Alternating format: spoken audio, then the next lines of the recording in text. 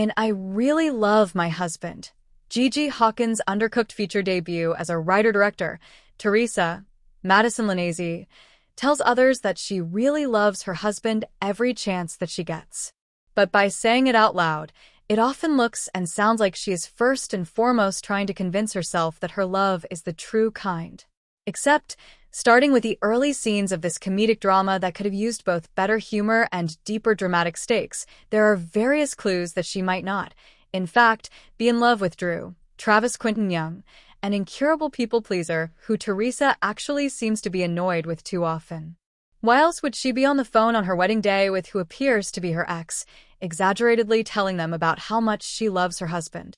We get to know the standard dynamic between the questionably happy couple on a flight to their honeymoon in idyllic Bocas del Toro, Panama, while Drew does everything in his power to be exhaustingly genial, while Teresa shows her comparably on-edge personality. An in-flight episode about a fellow passenger's near-fatal nut allergy briefly makes Teresa the suspect.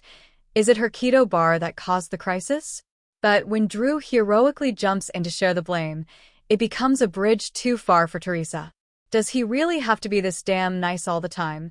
As we spend more time with the couple, Teresa's skepticism makes sense in certain ways. However well-meaning Drew might be, no one wants to look like the relative bad guy when their significant other collects all the goodwill, sometimes at the expense of their spouse.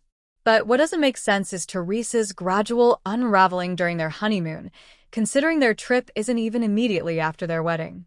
They have been married for a whole year already, and they finally have the time to celebrate their union, even if you take their reality at face value, that somehow this mismatched pair got married a year ago and stayed married that whole time. What comes after the flight increasingly tests one's patience, as Teresa acts in unforgivably harsh ways towards Drew.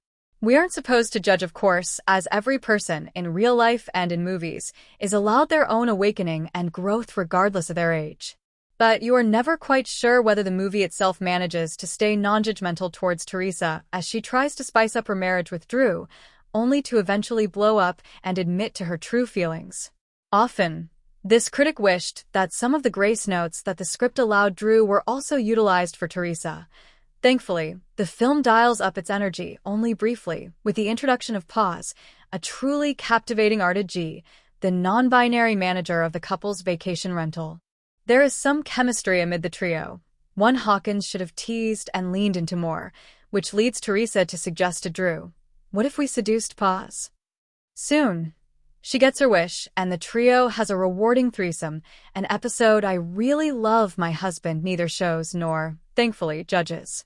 But predictably, this escapade proves to be a distraction from, rather than a solution to, their real problem. No matter how they spin it, Teresa and Drew aren't all that compatible.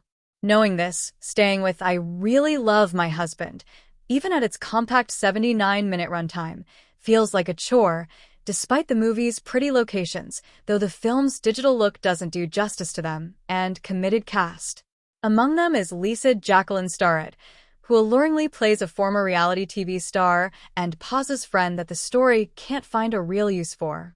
Still, the main issue with I Really Love My Husband is its inauthentic setup that asks us to believe that people who are as worldly, open-minded, and aware of their own needs as the film's central couple fall into marriage and monogamy because it's what's expected of them and not because it's what they want. And frankly, that's asking a little too much in today's self-care-oriented society. It's not that bad marriages don't happen from Gen X to Gen Z. And it's not that there is anything wrong with recognizing that your needs have evolved over the course of your first year of marriage. But I Really Love My Husband thoroughly spells out that Teresa has always felt somewhat suffocated in her domestic arrangement, unsure of whether she actually loved Drew from the day they started dating. In that, it's anyone's guess why she stuck with her marriage, and I Really Love My Husband won't give you any sufficient reasons to care about them enough to keep guessing. Read more about I Really Love My Husband South by Southwest.